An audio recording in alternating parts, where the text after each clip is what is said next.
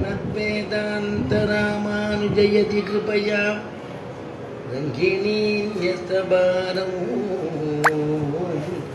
तत्सम्प्राप्तागमान्तद्विदयमनुगणं शिष्टतापूर्णमग्र्यं श्रेष्ठश्रीरङ्गरामानुजमुनिकरुणा लब्धमोक्षाश्रमन्तं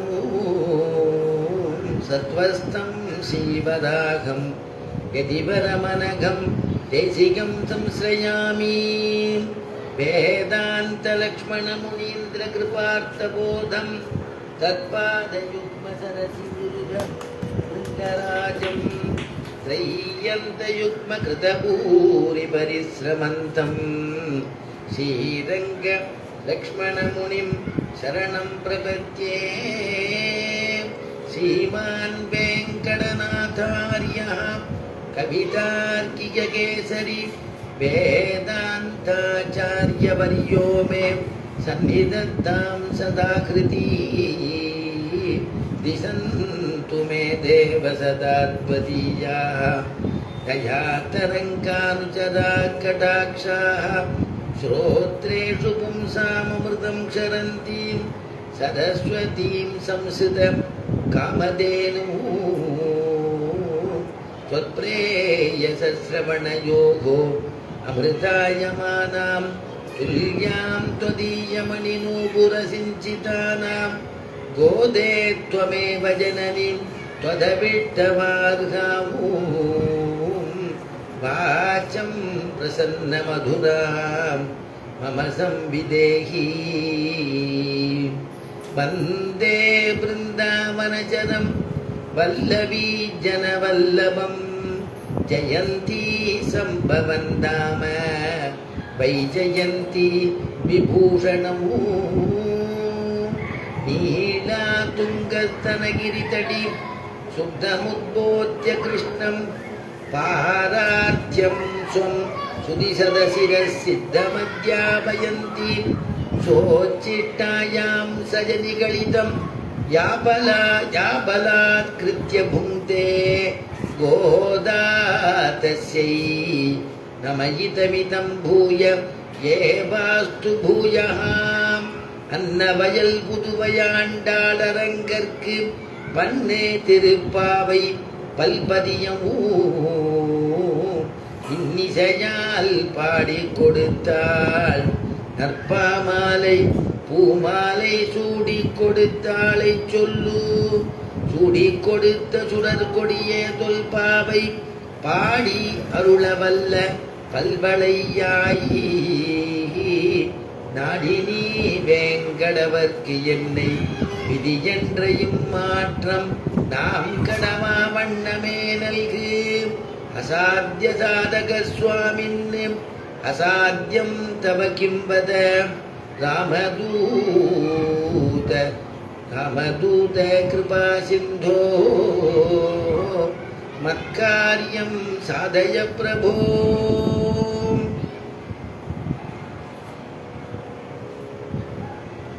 ஏற்ற கலங்கள் எதிர் பொங்கி மீதளிப்ப மாற்றாதே பால் சொரியும் வள்ளல் பெரும் பசுக்கள் ஆற்ற படைத்தான் மகனே எரிவுராய் ஊற்றமுடையாய் பெரியாய் உலகினில் தோற்றமாய் நின்ற சுடரே துயிலடாய் மாற்றாருனக்கு வழி தொலைந்து உன் வாசற்கண் ஆற்றாது வந்து உன்னடி படியுமா போலே போற்றியாம் வந்தோம் புகழ்ந்தேலோரெம்பாவாய். ஸ்ரீமத்யை கோதாயை நமஹ. சேப்பதியான ஸ்ரீமன் நாராயணுடைய திவ்யமான அனுகிரகத்தில் சங்கத்தமிழ் மாலை சொல்லக்கூடிய திருப்பாவை அமுதத்தில் இன்றைய தினம் நமக்கு 21வது பாசுரத்தினுடையதான அனுபவம். ஒவ்வொரு பாசுரத்தினாலையும் ஒவ்வொருத்திலே ஒவ்வொரு தோழிகளா எழுப்பிட்டு இருந்த ஆண்டாள் நந்தகோபருடைய திருமாளிகைக்கு வந்தவுடன் நந்தகோபரை எழுப்பி நந்தகோபருடையதான பக்கத்துல உறங்கி கொண்டிருந்ததான யசோத அம்மாவை எழுப்பி அதுக்கு பிறகு பலராமனை எழுப்பி நம்பி மூத்த பிரான் அப்படின்னு சம்பிரதாயத்தில் சொல்றது. பலராமனுக்கு திருநாமம் நம்பி மூத்த பிரான். அவரை எழுப்பி மற்றொரு அடுத்த பாசனத்தினால புருஷகாரம் வேணுமே, தாயார் மூலமாக தான் பெருமாளை அடையணும், சிபாரிசு வேணுமே அப்படிங்கிறதுக்காக உண்டு மதகளிட்டன் ஓடாத தோல்வழியன் அப்படிங்கிறதான பாசுரத்தில் ஏகதேசம் நப்பின்னைய உணர்த்தி, அதுக்கு பிறகு குத்து விளக்கரிய கோட்டுக்கால் கட்டில் மேல்னு சொல்லக்கூடிய பாசுரத்தில் கிருஷ்ணனையும் நப்பின்னையுமாய் எழுப்பி திவ்ய தம்பதிகளை எழுப்பி 33 2 பேரையும் திவ்ய தம்பதிகளாக எழுப்புறது அப்படிங்கிற சம்பிரதாயத்தில் அவளெல்லாம் உணர்த்தியாச்சு. இப்போ ஏற்ற கலங்கள் எதிர்பொங்கி மீதளிப்ப அப்படிங்கிறதான பாசுரம் பெருமாளுடையதான கல்யாண குணங்களை போற்றணும் இல்லையா? அதனால பெருமாளுடைய கல்யாண குணத்தை கொண்டாடணுங்கிறதுக்காக நப்பின்னை மனசு குளிர்ந்து நாமும் இந்த தோழிகளோட ஆண்டாளோட சேர்ந்து கிருஷ்ணனுடைய குணானுபவத்தை அனுபவிக்கலாமே, போற்றி பாடலாமே அப்படின்னு திருவுள்ளம். அதனால ஆண்டாள் கோட்டையோட சேர்ந்து பெருமாளை தோத்திரம் பண்றதுக்கு ஆரம்பிக்கிறார். ஏன்னா ஸ்ரீமத் ராமாயணத்துல கிஷ்கிந்தா காண்டத்துல ஆஞ்சநேயன் முதலா பம்பா நதி தீரத்துல தான் ராமலட்சுமணால சந்திக்கிறார். இன்னைக்கு அதெல்லாம் அனுபவிச்சோம். அந்த சமயத்துல இளைய பெருமாள் ஆஞ்சநேயனோட பேசும் பொழுது, என்னுடைய தமையனார் இவர் சக்கரவர்த்தி திருமகன், இவருக்கு நான் கைங்கரியம் பண்ணிட்டு இருக்கேன் அப்படின்னு சொல்லும் பொழுது, குணைஹி தாஸ்யமுபாகதா, இவருடையதான கல்யாண குணத்துக்கு நான் ஆட்பட்டு அவருக்கே நான் தொண்டு பண்ணிட்டு இருக்கேன் அப்படின்னு சொன்னாராம். அவருடைய குணத்துக்கு ஆட்பட்டு என் தமையன்கிறதுனால தொண்டு பண்ணல, தசரத மகாராஜோடைய மூத்த குமாரர் அப்படிங்கிறதுனால தொண்டு பண்ணல, அவருடைய குணத்துக்கு ஆட்பட்டு ராமனுடைய கல்யாண குணத்துக்கு ஆட்பட்டு குணைகி தாஸ்யம் உபாகதா, தாசிய கைங்கரியை நான் பண்ணிட்டு இருக்கேன், தாசிய பக்தி பண்ணிட்டு இருக்கேன் அப்படின்னு சொல்றார். அப்படி அதை போல பெருமாளுடையதான குணங்களுக்கு ஆட்படுறதுங்கிறது பெரிய விஷயம். அதுதான் இங்க ஆண்டாள் அனுபவிக்கிறார். ஏற்ற கலங்கள் எதிர் பொங்கி மீதளிப்ப, ஏற்ற கலங்கள் எதிர் பொங்கி மீதளிப்ப. பசுமாடு நான் தான் அன்னைக்கே நாம அனுபவிச்ச பிரகாரம் ஓங்கி உலகளந்த பாசுரத்தில் நம்ம அனுபவிக்கும் பொழுது வாங்க குடம் நினைக்கும் வள்ளல் பெரும் பசுக்கள்னு ஆண்டாள் ஆரம்பத்திலேயே சொல்லிடுறார். ஒரு பாத்திரம் வச்சு பாத்திரம் இல்லாத குறையே தவிர பால் இல்லாத குறை இல்லை அப்படின்னு அங்க வியாக்கியானம். ஒரு பாத்திரம் வச்சு ஒரு பீரு அந்த பசுமாட்டை இழுத்து விட்டா போருமா, அப்படியே அந்த பாத்திரம் பூர்த்தியா ரொம்பி வழியுமா. எதிர்பொங்கி மீதளிப்ப, ஏற்ற கலங்கள் எதிர்பொங்கி மீதளிப்ப. அதனால எதிர்பொங்கி அது அடுத்த பாத்திரம் கொண்டு வரும்படியா இருக்குமா, அப்படி ஒரு பால் சுரக்கக்கூடியதான பசுமாடுகள் அப்படிங்கிறார். மாற்றாதே பால் சொரியும் அப்படின்னு அடுத்த பதம் போடுறா ஆண்டாள் சொல்றா. மாற்றாதே பால் சொரியும் அப்படின்னா, சில மாடுகள் எப்படின்னா கொஞ்ச காலம் பால் கறக்கும், அப்புறம் மரப்பு தட்டி போயிடுமா. மரப்பு தட்டி போய் மரத்து போய் திருப்பி அதுக்கப்புறமா அது செனையாகி அப்புறம் அடுத்த கன்று போடும் பொழுது தான் பால் கறக்க ஆரம்பிக்கும். ஆனா இந்த ஆயர்பாடியில் இருக்கக்கூடிய பசுமாடுகள்லாம் ஜீவநதி போல அப்படின்னு சொல்றார். எப்பொழுதும் சதா சர்வகாலமும் பாலை கொடுத்துட்டே இருக்குமா. அப்படிப்பட்டதான ஒரு பசுமாடுகள், அதனால கறக்கும். மாற்றாதே பால் சொரியும் அப்படின்னா வள்ளல் பெரும் பசுக்கள்னு ஒரு பதம் போடுவானே. அப்படின்னா வள்ளல் தன்மைனா உதாரணமான குணம், எல்லாருக்கும் அள்ளி வழங்கக்கூடியது. ஏன்னா தன் கன்றுக்கு பால் கொடுக்கக்கூடிய நேரம் வந்துடுச்சுன்னா தான் குமுறது பால் கொடுக்கணும்னு. கன்று வந்துடல, கறப்பாரும் இல்லை, ஆனா பால் கன்றுக்கு கொடுக்க போறது இல்லை. கன்றுக்கு பசிக்குமே நினைச்ச உடனேயே அன்னைக்கு நம்ம அனுபவிச்சோம் பாசுரத்துல, பால் தானே சுரக்கிறது. அதுக்கப்புறம் தான் அது பால் சுரந்து கீழே இருக்கக்கூடிய அந்த பூமியெல்லாம் அப்படியே சேரா போயிடுறது இல்லையா. நினைத்து இல்லம் எல்லாம் பூர்த்தியா பால் வெள்ளமா இருக்கு. கீழியோ பால் வெள்ளம், மேலையோ பனி வெள்ளம், நடுவிலே ஹிருதயத்திலே மால் வெள்ளம் என்றபடி அப்படின்னு அன்னைக்கு வியாக்கியானத்தில் அனுபவிச்சோம். அந்த மாதிரி பால் சுரக்கக்கூடிய ஒரு வள்ளல் தன்மை உள்ளதான பசுக்களாம். சரி, பசுமாட்டுக்கு வள்ளல் தன்மை எப்படி அப்படின்னா, கிருஷ்ணனுடைய ஸ்பரிசத்தாலே வளர்ந்த பசுக்கள், கிருஷ்ணனுடைய வேணுகானத்தாலே வளர்ந்த பசுக்கள் அப்படின்னு வியாக்கியானம் எழுதுறான். கிருஷ்ணனுடையதான வள்ளல் தன்மை அப்படியே இந்த பசுக்களுக்கு வந்துட்டான். கிருஷ்ணன் தொடரான் இல்லையா, தொட்டு இந்த பசுக்களை தொட்டு ஜலம் ஊட்டி விடுறது, அதுக்கு சாப்பிட தெரியாதுன்னா தண்ணி வைத்து அதுவும் அந்த சாப்பிட்ற மாதிரி பண்றது, இட்டமான பசுக்கள்னு ஆண்டாள் சொன்னான்னு அனுபவிச்சோம்.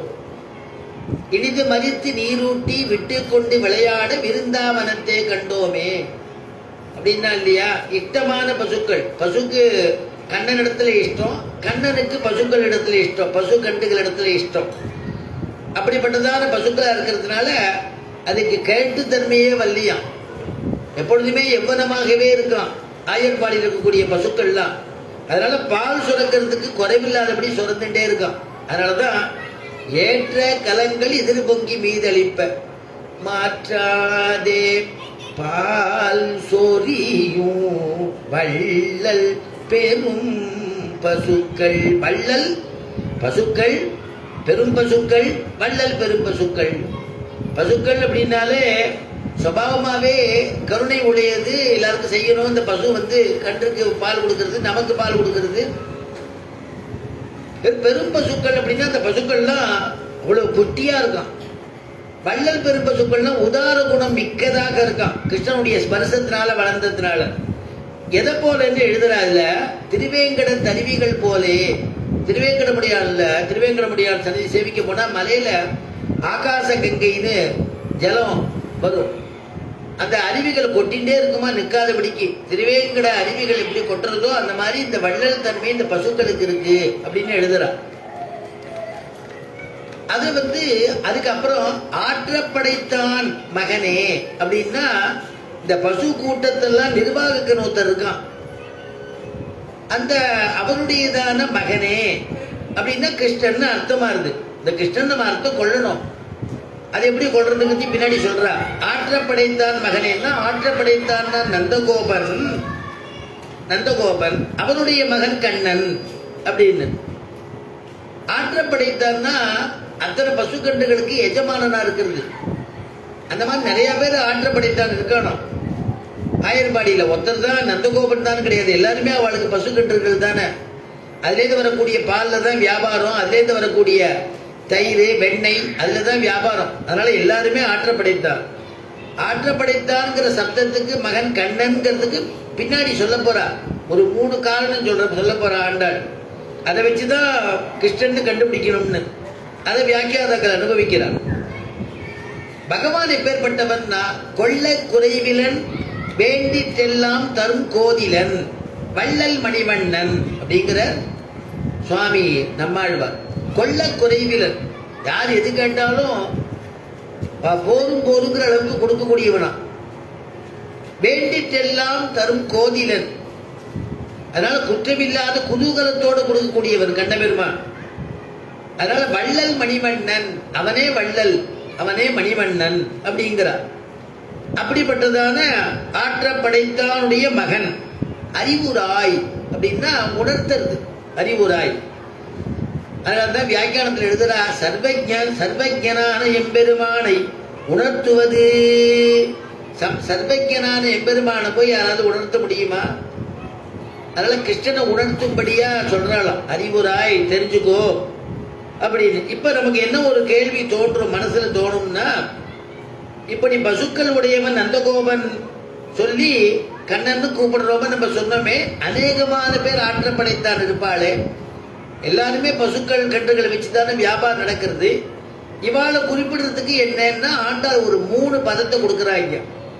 மேற்கொண்டு 3 பதத்தை. ஆற்றப்படைத்தான் மகனே அறிவுராய், ஊற்றமுடையாய் பெரியாய், உலகினில் தோற்றமாய் நின்ற சுடரே துயிலாய் அப்படின்னு 3 பதத்தை கொடுக்கிறார். ஊற்றமுடையாய், ஊற்றமுடையாய் அப்படின்னா என்ன ஊற்றம் பெருமாளுக்கு? தன்னுடைய வஸ்துக்களிடத்தில் மிகவும் ஊற்றமுடையவன். தன்னை சேர்ந்ததான அபிமான வஸ்துக்களிடத்துல ஊற்றமுடையவன், கருத்து உடையவன். கவனிச்சுக்கணும்னு திருவுள்ளம் கொண்டவன் கிருஷ்ண பரமாத்மா. அவனை நம்பி வந்துட்டா அவனை காப்பாற்றுவான். வியாக்கியானத்துல உரையாசிரியர்கள் அனுபவிக்கிறா, சிவதனுர் பங்கம் செய்தல்லவோ நீ பிராட்டியை கைப்பற்றியது. சிவதனுர் பங்கம், ஒரு சிவதனுஷ பூஜைக்கு வச்சுட்டு இருந்தான் ஜனகன். ஜனகன் பெண்ணுக்கு சீதையை வந்து விவாகம் பண்ணி கொடுக்கறதுக்கு அந்த அந்த சிவதனுஷ கொண்டு வந்து வச்சுடுறான் சபையில. அது 8 சக்கரம் கொண்டது, 5000 பேர் இழுத்துன்னு வருவாளாம். அப்ப அது எவ்வளவு வெயிட் இருக்கும், எவ்வளவு இதுவா இருக்கும்னு பார்த்துக்கோ. எடுத்துட்டு வந்து சபையில் நடத்துறா. எல்லா விதமான தேசத்து ராஜாக்கள்லாம் வந்திருக்கா. ஒருத்தராலையும் ஒன்றும் பண்ண முடியல. அப்பதான் விஸ்வாமித்திரர் வந்திருக்கார். அவருக்கு இன்விடேஷன் கொடுத்துருக்கான். இந்த மாதிரி சுயம்பரம் நடக்க போறதுன்னு ஜனகன் ராமலட்சுமணால கேட்கிற விஸ்வாமித்திரர், ஏன்பா நீ இந்த நம்ம வேள்வி தான் முடிச்சாச்சு, நம்ம வந்து மிथिलाபுரிக்கு போயிட்டு போலாமா? அங்க ஒரு சுயம்பரம் நடக்கிறது தான், அது முடிஞ்ச உடனே உங்க அப்பாட்ட கொண்டு போய் விட்டு விடுறேன் அப்படின்னு கேட்கிறான். 12 வயசு பையன் தானே, சக்கரவர்த்தி திருமணம் 12 வயசு. அதனால 12 வயசு, அவளுக்கு சீதைக்கு 6 வயசு. அதனால இங்க கூப்பிடுறான். கூட்ட உடனே ராமன் சொல்றாராம், எங்க அப்பா வந்து தேவரீர் இடத்துல எப்படி ஒப்படைச்சாலோ நான் அதுபடி நடந்துப்பேன் தான். பிதுரு வச்சன நிர்தேசாத் பிதுரு வச்சன கௌரவாத் வச்சனமு கௌசிகஸ்யேதி கர்த்தவ்யம் அபிசங்கயா. பிதுரு வச்சன நிர்தேசாத், எங்க தோப்பனார் என்ன சொன்னாரோ அதை நான் செய்யறேன் சுவாமி. உங்களை வந்து என்னிடத்துல சொல்லும் பொழுது என்னுடைய தோப்பனார் வசிஷ்டரை போல இவர் நமக்கு ஒரு குலகுரு ஆச்சாரியன், அவர் சொல்றதை கேட்டு விதேயனாக இருன்னு சொல்லி அனுப்பிச்சிருக்கார். எது நீங்க என்ன விதிக்கிறீர்களோ அதை நான் செய்வேன், விதேயனா இருக்க கடவன். அதனால தேவரீர் எப்படி சொன்னாலும் சரின்னார். 2 குழந்தைகளையும் அழைச்சிட்டு போயிட்டு மிதிலாபுரிக்கு. அப்ப மிதிலாபுரியில் இந்த குழந்தைகளை பார்த்தவங்க தான் விசாரிக்கிறான் ஜனகர். யாராலையுமே முடியலையே, இந்த சிவதனுசை யார் வந்து நான் ஏற்ற போறா? யாருமே தூக்க கூட சக்தி இல்லையே, நகர்த்த கூட சக்தி இல்லையே. இவ்வளவு க்ஷத்திரிய வம்சம் வந்திருக்கேன், க்ஷத்திரிய ராஜாக்கள்லாம் வந்திருக்கேன், ஒரு க்ஷத்திரியாளுக்கு இந்த சக்தி இல்லையா அப்படின்னு மனசுல ஒரு கவலை வந்துடுத்தான். அந்த சங்கடத்தை யாரு போக்கினதுன்னா சக்கரவர்த்தி திருமகன் தான் போக்கினார். ஆனா விஸ்வாமித்திரனுக்கு பக்கத்துல வந்திருக்கிற இந்த குழந்தைகளை பார்த்துட்டு க்ஷத்திரிய குழந்தைகளா தெரியறது. இந்த குழந்தைகள் யாருன்னு விசாரிக்கிறான். இமௌ குமாரு பத்ரந்தே தேவதுல்ய பராக்கிரமௌ கஜ சிம்ம கதி வீரௌ சார்தூல விஷபோபமோ. இந்த குமாரன் யாரு? பத்ரந்தே மங்களம் உண்டாகட்டும் அப்படின்னு விசாரிக்கிறான். ராஜகுமாரர் சொல்லிட்டான், தசரத குமாரர்கள் ராமலட்சுமணான்னு பேரு.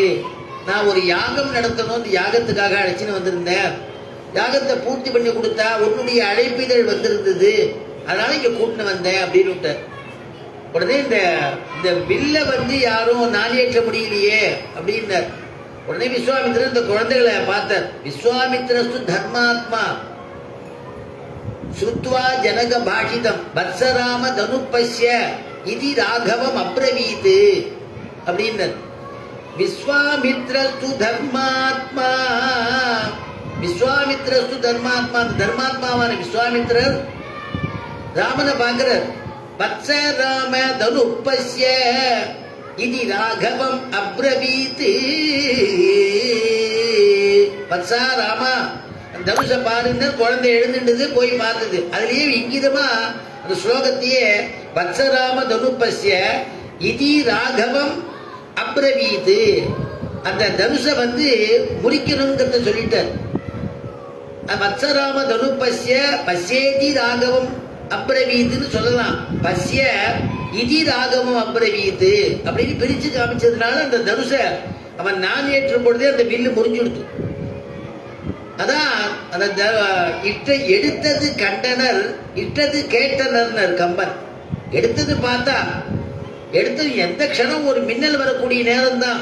எடுத்தது பார்த்தா அதுக்குள்ள தனுஷனுடைய உடனே தனுஷனுடைய முறியிற சத்தம் கேட்டது. உடனே எல்லாருக்கும் பரம சந்தோஷம், சீதைக்கு பரம சந்தோஷம், மாலையை தூக்கிட்டு ஓடிவதா. ராமன் மாலையை அங்கீகாரம் பண்ணிக்க மாட்டேன்னு விட்டார். எங்க அப்பாவை கேட்காம நான் செய்ய மாட்டேன், நான் இங்கே வேள்விக்காக என்ன அமைச்சர், அவர் இங்கே கூட்டின்னு வந்தார், எங்களுடைய மகரிஷி அவர் குரு ஆச்சாரியன் விஸ்வாமித்திரர் கூட்டின்னு வந்தார், நான் வந்திருக்கேன்னுட்டார். அதுவே சந்தோஷமா ஜனகனுக்கு, அப்பாவை கேட்டுட்டு மாலை போட்டுக்கிற பிள்ளையா இருக்கு, இப்படி ஒரு பிள்ளை நமக்கு கிடைக்கணுமே மாப்பிள்ளையா அப்படின்னு. அப்புறம் ஜனகர்கிட்ட பேசி இங்கேருந்து அனுப்பிச்சு அவள்கிட்ட பேசுறதுக்குள்ள விஸ்வாமித்திரர் பண்ணார், இவாளுக்கு இதை போல இன்னும் 3 பசங்க, இவனுடைய லக்ஷ்மணன் இவன் தம்பி, இதை தவிர 2 பேர் இருப்பா, எல்லாம் இவாளை மாதிரியே இருப்பா, உனக்கும் தான் வந்து இவாள், உனக்கு 2 பொண்ணு இருக்கு, ஊர்மிளைன்னு ஒத்தி இருக்கா, அப்புறம் கடோத்கஜன் உன்னுடைய சகோதரனுக்கு 2 பொண்ணு இருக்கா, அவளுக்கு சேர்த்து ஒரே பந்தல்ல கல்யாணம் பண்ணிடலான்னு பேசி வச்சுட்டார் விஸ்வாமித்திரர். போயிட்டு வரதுக்குள்ள பேசின உடனே எல்லாருக்கும் ஒரே சமயத்துல ஜனகன் தனித்தனியா தேட வேண்டிய அவசியம் இல்லாதபடிக்கு உடனே நடந்துருச்சு 4 பேருக்கும் விவாகம். அப்படில இருக்கணும் ஆச்சாரியன் தான் இல்லையா, முடிச்சு கொடுத்துட்டார்.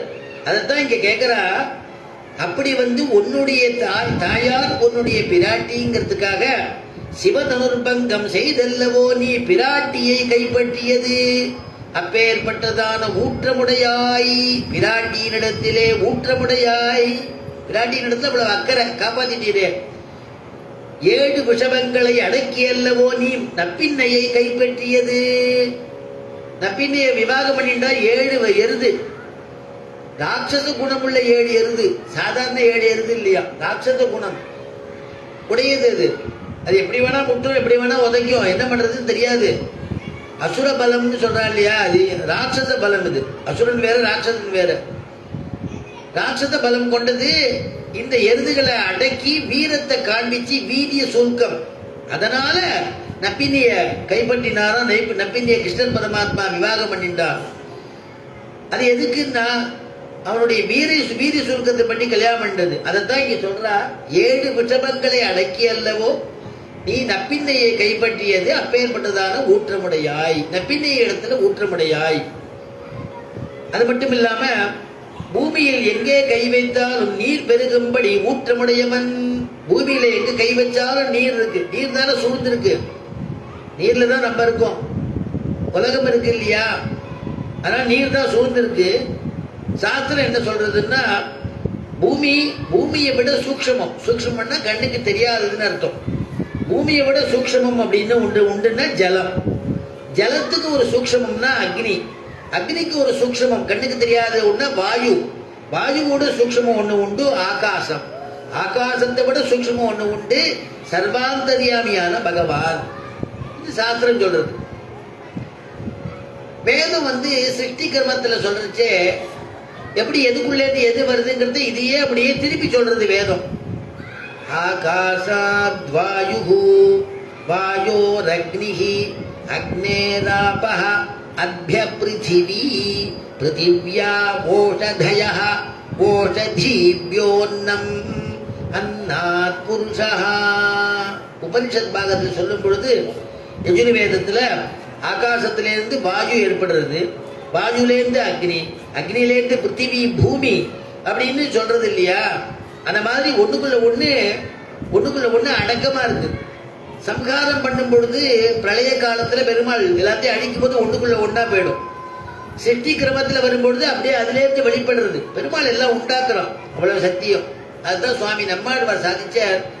நீராய் நிலனாய் தீயாய் காலாய் நெடுவானாய் சீரால் சுடர்களிரண்டாய் சிவனாய் அயனானாய். நீராய் நிலனாய் பஞ்சபூதம்னு சொல்லிட்டார். நீராய் நிலனாய் தீயாய் காலாய் நெடுவானாய் சீரால் சுடர்களிரண்டாய் சிவனாய் அயனானாய். எல்லாத்தையும் யார் படைக்கிறான்னா பெருமாள் தான் படைக்கிறான். அப்படி பூமியில் எங்கே கை வைத்தாலும் நீர் பெருகும்படியான ஊற்றமுடையவன் ஊற்றமுடையாய் அப்படின்னு அனுபவிச்சான். அடுத்தது சொல்லும் பொழுது பிராட்டிக்கு கொடுத்த ஸ்தானத்தை தன் பக்தனுக்கு கொடுத்த ஊற்றமுடையாய். பிராட்டிக்கு கொடுத்த ஸ்தானம், பிராட்டிக்கு என்ன ஸ்தானம் பெருமாள் கொடுத்தார் அப்படின்னா, பெருமாள் வந்து தன்னுடைய மடியை கொடுத்தார். நரசிம்ம அவதாரத்தில் பார்த்தேன்னா மடியில உட்காந்து வச்சிருப்பார் பிராட்டியா. லட்சுமி நாராயணனை பார்த்தாலும் மடியில உட்காந்து வச்சிருப்பார். லட்சுமி ஹயக்ரீவர் மடியில் தாயாரை உட்காந்து வச்சிருப்பார். தாயாருக்கு கூட ஒரு ஸ்தானம் அது மடி. பெருமாளுடைய மடி தாயாருக்கு தான் சொந்தம்.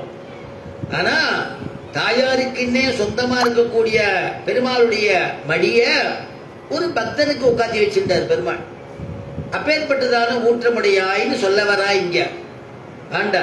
அப்பேற்பட்ட ஊற்றமுடையாய் சுவாமி நம்மாழ்வார் பாசுரத்தை சொல்லும் பொழுது, நமக்கும் பூவின் மிசை நங்கைக்கும் இன்பனை, நமக்கும் பூவின் மிசை நங்கைக்கும் இன்பனை, ஞாலத்தார் தமக்கும் வானத்தவர்க்கும் பெருமானை. நமக்கும் பூவின் மிசை நங்கைக்கும், நமக்குங்கிற சப்தம் யாருன்னா நம்ம போல இருக்கக்கூடிய சேதனர்கள், ஜீவாத்மாக்கள். ஜீவாத்மாக்கள்லயும் பக்தன். இந்த பக்தன் யாருன்னா பக்த பிரகலாதன். பிரகலாதனுக்கு மடியை கொடுத்தாரு இல்லையா? அதனால பிரகலாதனை பக்தனை முதல்ல சொல்றாரு ஆழ்வார்.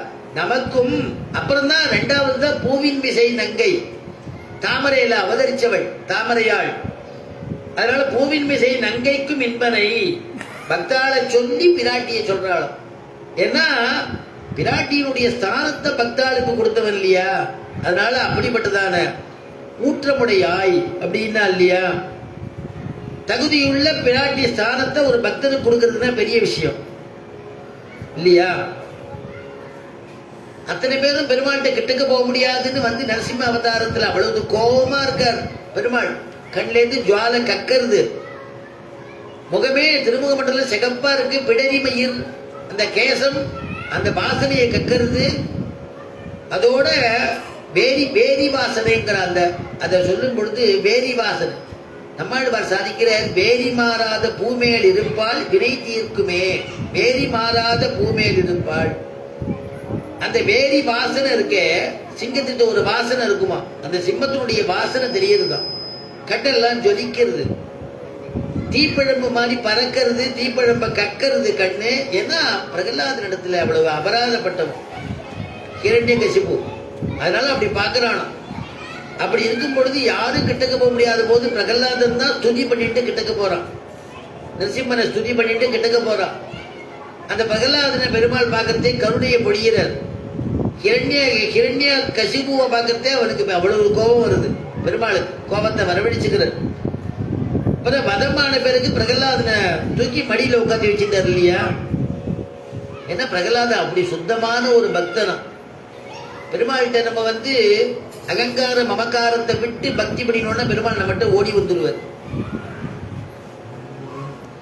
ஆணவமில்லாத அன்பரின் ஹிருதயத்தில், ஆணவமில்லாத அன்பரின் ஹிருதயத்தில் காணப்படும் கருணை கடலாகிய கண்ணல், காணப்படும் கருணை கடலாகிய கண்ணல். துணிலும் இருப்பார் துரும்பிலும் இருப்பார், துரிதத்தை பரிகரிப்பார் நாராயணல். ஆணவமில்லாத, ஆணவம் அகங்காரம் மமக்காரம் இருக்கக்கூடாது. அன்பரி ஹிருதயத்தில், அவர் ஹிருதயத்தில் தானே காணப்படுவான் பெருமாள். காணப்படும் கருணை கடலாகிய கண்ணன், கருணையே நிறைஞ்சவன் இல்லையா? உன்னிலும் இருப்பான் என்னிலும் இருப்பான், உலகனைத்திலும் இருப்பான் நாராயணல். உன்னிலும் இருப்பான் என்னிலும் இருப்பான், உலகனைத்திலும் இருப்பான் நாராயணன். அந்நியமாய் எண்ணாத அமல சித்தம் உள்ளோர்க்கு, அந்நியமாய் எண்ணாத அமல சித்தம் உள்ளோர்க்கு, பின்னப்படாதிலங்கும் பிரம்மானந்தவர்க்கும், பின்னப்படாதிலங்கும் பிரம்மானந்தவர்க்கும். துணிலும் இருப்பார் துரும்பிலும் இருப்பார், துரிதத்தை பரிகரிப்பார் நாராயணல். அப்படி உன்னிலும் இருப்பான் என்னிலும் இருப்பான். அதனாலதான் எங்கும் இப்ப ஜலத்தை பூமியில கையை வச்சா ஜலம் பெருகும்படி எங்கும் நிறைந்திருப்பவன் சொன்னா இல்லையா, அதுக்கு அர்த்தம் இதுதான். அதனாலதான் நம்மாழ்வார் சொல்லும் பொழுது எங்கும் புலன் கண்ணன் என்ற மகனை காய்ந்து, எங்கும் இருக்கான், எங்க வேணா தேடிக்கோப்பா. எங்கும் புலன் குழந்தை சொல்றது 5 வயசு குழந்தை, 5 வயசுதான் ஆகுது. குழந்தை சொல்றது பிரகலாதன் எங்கும் இருக்கான், என் கண்ணுக்கு தெரியறதுங்கிறது. உன் கண்ணுக்கு தெரியறதுங்கிறது எனக்கு தெரியலையேங்கிறான். நீ பக்தியோட பார்த்தா தானே தெரியும். பகவானையே ஒழிக்கணும்னு பாத்தீங்கன்னா எப்படி பெருமாள் தென்படுவான்? என் பாவம் தன் பவதி. அதனால எங்கும் புலன் கண்ணன் என்ற மகனை காய்ந்து அவனே ஒரு தூண் கட்டினானா. இந்த தூணுக்குள்ள இருக்கானா, அங்க அந்த தூண் நிறைய தூண் இருக்கு அந்த சபா மண்டபத்துல. அது வேண்டாம், இந்த தூண்ல இருக்கானா, அந்த தூண்ல பக்கத்துல இருந்து அவன் கட்டினானா, இதுக்குள்ள இருக்கானான்னு சொல்லு. உடனே குழந்தை சொல்றான், கை கூப்பிட்டு பிரகலாத ஆழ்வான் திருஷ்யதே, எனக்கு தெரியறதுப்பா அப்படிங்கிறது, எனக்கு தெரியறதுங்கிறது. அவன் அப்பான்னே கூப்பிடல, பகவானை காட்டலையோ இல்லையோ, பகவானா மதிக்கல. அவன் தான் தான் பகவான் நினைச்சான். என்னுடைய நாமத்தை தான் எல்லாரும் சொல்லணும்னா அப்படி எல்லாம் கொடுமைப்படுத்திருக்காரு இல்லையா. அதனால அசுரவரியான்னு கூப்பிடுறது, பிரம்மன்னு கூப்பிடுறது, தாத்தன்னு ஒரு வார்த்தை இருக்கு சம்ஸ்கிருதத்துல, அப்பான்னு கூப்பிடல அவன். அதனால என்ன, இந்த தூண்ல இருக்கானான்னு கேட்டா எனக்கு தெரியறது திருஷ்யத்தைங்கிறது குழந்தை. நதிருஷ்யத்தை எனக்கு தெரியலையே அப்படிங்கிறான் கிரண்யகசிபு. சரி தூணை தட்டுக்க பார்ப்போம். ஆழ்வார் சொல்றார், பெரியாழ்வார் அளந்திட்ட தூணை அவன் தட்டங்கிறார். பாகவதம் சொல்றது குத்தினான்ங்கிறது. கம்பநாட்டாளர் அனுபவிக்கிறான், எத்தினான்னு அனுபவிக்கிறான். அடிய குருநாதர் சொல்லுவார், அவனுக்கு இருந்த கோபத்துக்கு அந்த 3 அங்க பண்ணிருப்பான். அவ்வளவு துஷ்டன், அவ்வளவு மகா அகங்காரி. அதனால அந்த தூண்ல இருப்பானான்னு தூண்ல உடனே தட்டினானா. அளந்திட்ட தூணை அவன் தட்ட ஆங்கே வளர்ந்திட்டு வாடுகிர் சிங்க உருவாய். எந்த தூண்ல இருக்குன்னு சொல்றானோ அந்த தூண்ல எனக்கு தெரியலையேன்னா அந்த தூண்ல தான் இருக்கான்னு பிரகலாத ஆழ்வார் சொன்ன தூணை தட்டினானா. அவன் தட்ட ஆங்கே வளர்ந்திட்டு, தூணை பிளந்துட்டு பெருமாள் வர. மனித உருவமா இருக்கு, மனித திருமேனி, தலை மாத்திர சிம்மத்தினுடைய தலை.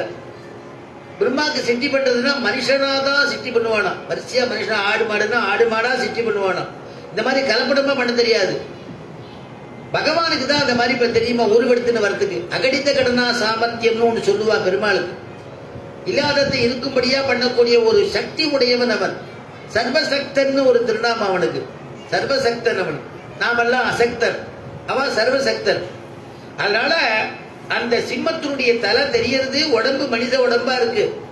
அவன் தட்ட ஆங்கே வளர்ந்திட்டு வாழுகிர் சிங்க உருவாய் உளம் தொட்டி. உடனே இவனை தூக்கி இவன் கேட்ட வரத்துக்கு பதிலாக வதம் பண்றான். ஏன்னா கீழே வதமாக கூடாது, ஆகாசத்துல வதமாக கூடாது, ஆயுதங்கள்னால ஆகக்கூடாது.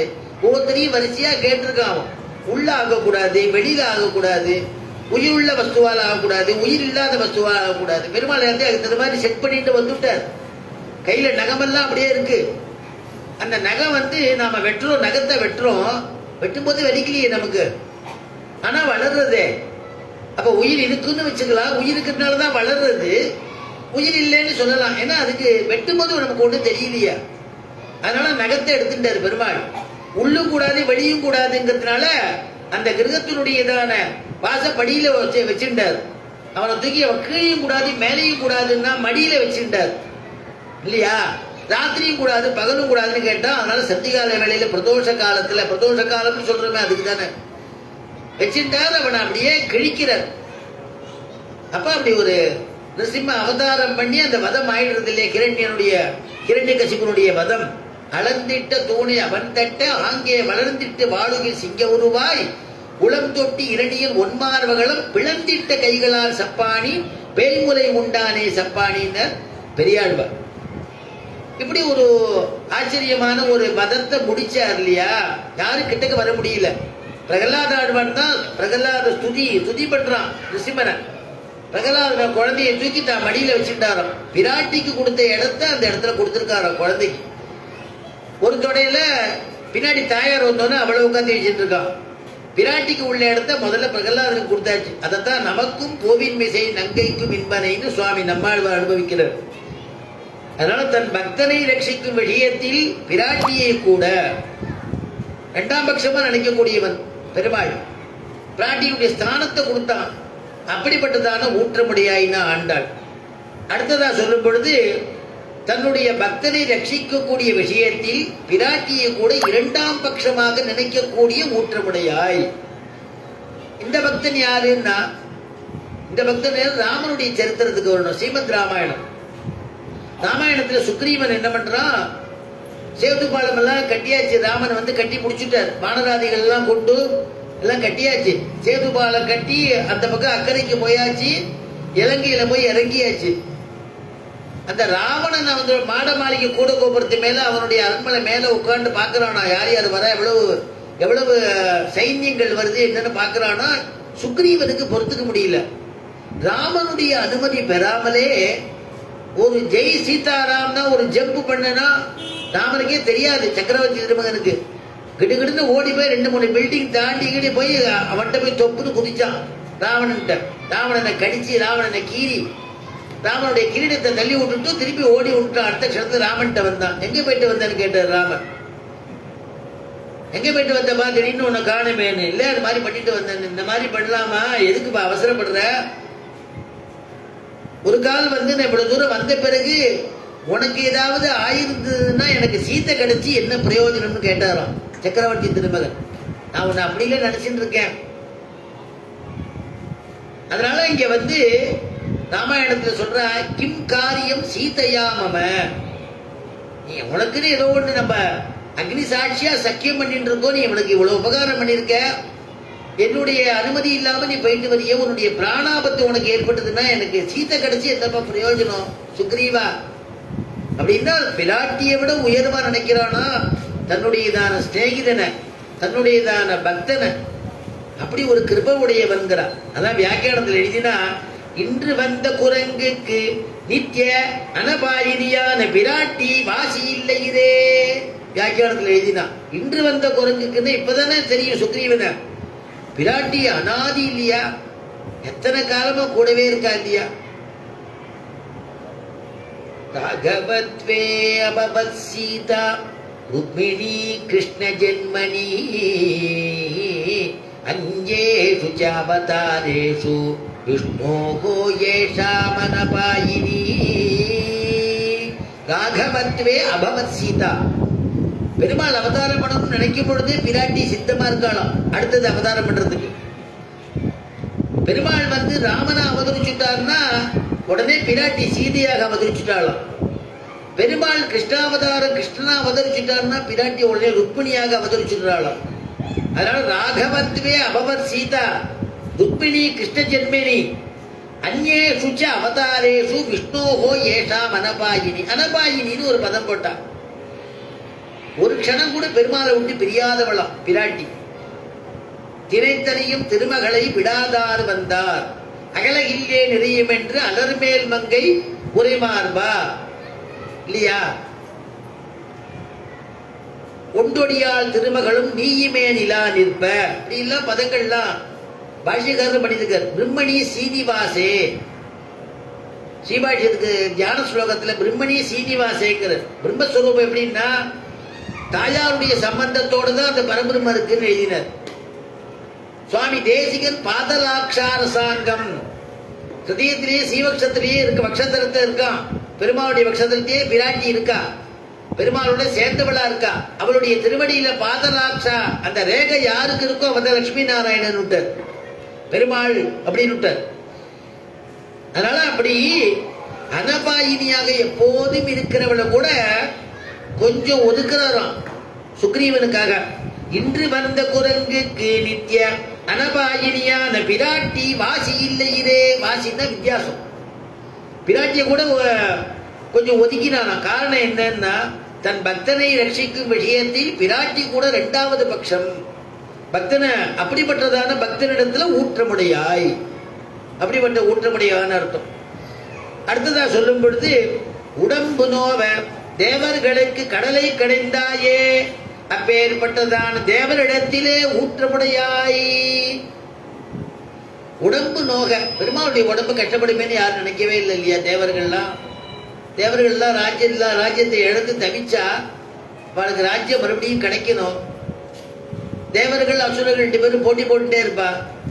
அசுர ராஜ்யம் நடந்துட்டு இருக்கு. தேவர்களிடத்துல ஒரு உபாயம் சொன்னார் பெருமாள். ஒன்றும் இல்லைப்பா, நான் உனக்கு அமிர்தம் ஒன்று தரேன். அமிர்தத்தை நீங்க சாப்பிட்டுட்டே அப்படின்னாக்கா உங்களுக்கு ராஜ்யம் நிற்கும். இழந்த ராஜ்யம் செல்வங்கள்லாம் உங்களுக்கு கிடைச்சிடும். சரி அப்படின்னா தேவர்கள்லாம். ஆனா அது பெரிய காரியம். மந்தார மலை இருக்கு இல்லையா, அந்த மலையை போட்டு திருப்பார்கடல கடையணும்.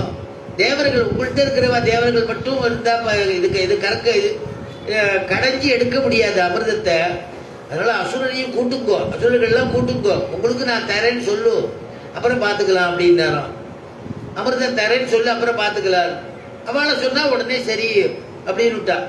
பெருமாள் அவ்வளவு காரியம் பண்ணியிருக்காரு. அதுல அந்த கடையிறதுக்கு அவ்வளவு உபகாரம் பண்ணியிருக்காரு பெருமாள். சரின்னா உடனே பெருமாள் ஒரு உபாயம் சொல்லி கொடுத்தார். பாம்பை போட்டு கடையணும். வாசுகிங்கிற ஒரு நாகம், அந்த நாகத்தை போட்டு ஒரு பக்கம் தேவர்கள் ஒரு பக்கம் அசுரர்கள் இழுக்கணும். தேவர்களுக்கு ரகசியமா கொண்டு ஒரு உபாயம் சொல்ற பெருமாள். நீங்க முதல்ல பிடிக்கச்சே பாம்போட தலைப்பக்கம் பிடிக்கோ, அதை எடுக்கிற மாதிரி முதல்ல ரெடியா இருந்துக்கோ. நான் அதுக்கு நான் தலைப்பக்கம் தான் பிடிப்பேன், நீங்க கோட்சி போடுற மாதிரி சொல்லுங்க. உடனே அவ வால்னா மட்டும் நான் வால் பக்கம் நான் பிடிக்க மாட்டேன், நான் தான் தலைப்பக்கம் பிடிப்பேன்னு சொல்லுவா. அது அசுரர்கள்லாம். அப்ப நீங்க அதை விட்டுட்டு நீங்க வால் பக்கம் வந்துருங்க, உங்க நல்லதுக்காக சொல்றேன் பெருமாள். ஏன்னா விஷம் வருமே, காலகால விஷம் வரும்போது அதுல இருந்து. அதே மாதிரி தேவர்கள் ரெடியா சித்தமானா பெருமாள் என்ன பண்ணார், ஒரு கூர்ம அவதாரம் பண்ணி.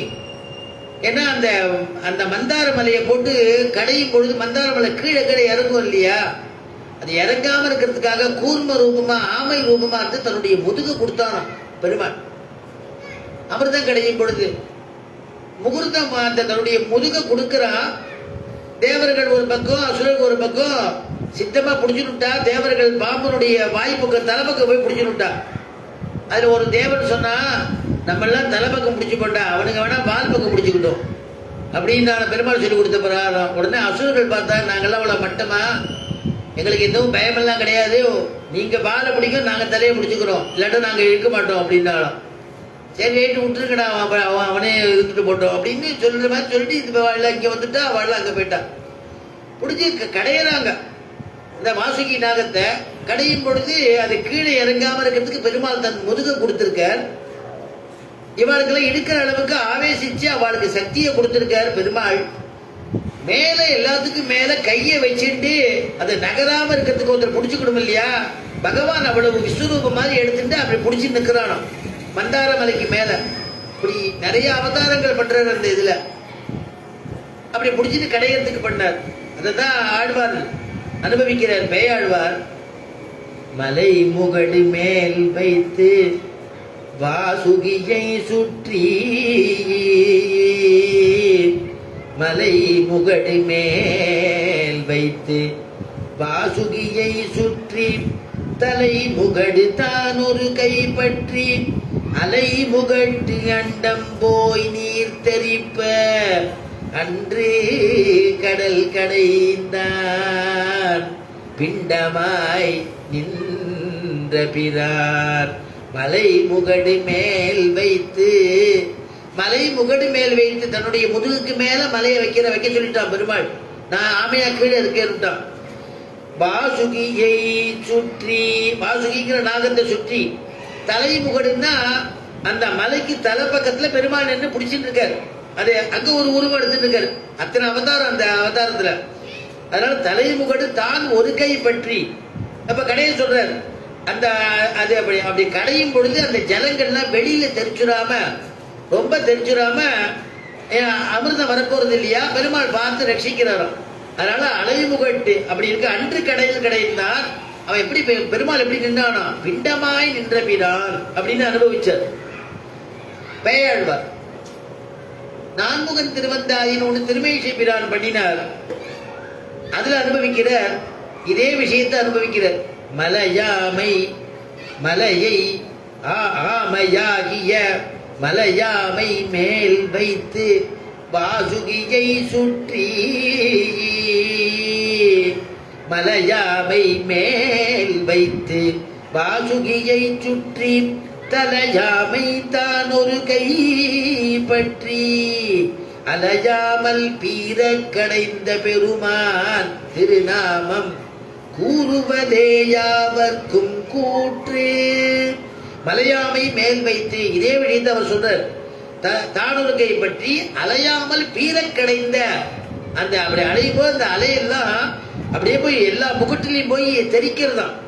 அதனால பீரக்கடைந்த பெருமான் திருநாமம் கூறுவதே யாவர்க்கும் கூற்று.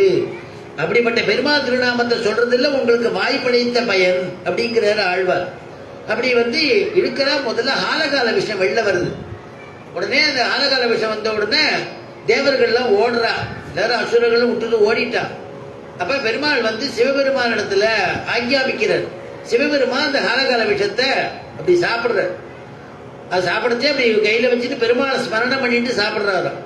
சாப்பிட்ட உடனே அவளுக்கு பார்வதி தேவிக்கு பயம், சிவபெருமானுக்கு ஏதாவது ஆயிட போறது. அதனால சிவபெருமான் தொண்டைக்குள்ள முழுங்கி விட்டாருன்னா திருமேனிக்கு ஏதாவது காணி வந்துருமோ, சிவபெருமானுக்கு எதுவும் ஆகாதுன்னு அவருக்கு தெரியும். இருந்தாலும் இவ பத்தினியா இருக்கிறதுனால பார்வதிக்கு பயமா. தொண்டையில அப்படி கையை வச்சா அங்கேயே இருக்கட்டும்னு அந்த இடத்துலயும் விஷம் தங்கினதுனால நீலகண்டன் ஒரு திருநாமம் சிவபெருமானு. நீல நிறமான கழுத்துடையவன் பேர். அப்படி அப்புறம் உடனே எல்லாரும் விட்டுட்டு போயிட்டா. அப்புறம் பெருமாளே மறுபடியும் அவள்லாம் கூட்டு கடையை சொன்ன. அப்புறம் அமிர்தம் வந்தது. அந்த அமிர்தம் வந்த உடனே மோகினி அவதாரமா பண்ணிட்டு இவாளுக்கு அமிர்தம் கொடுக்குற மாதிரி கிட்டக்க போய் அப்படியே ஒரு நாட்டி ஆடுற மாதிரி பண்ணி தேவர்களுக்கு போட்டுட்டு இருந்தார். எப்படியோ தேவர்களுக்கு போய் சேர்ந்து தேவர்களுக்கு அமிர்தம் கொடுத்தார்.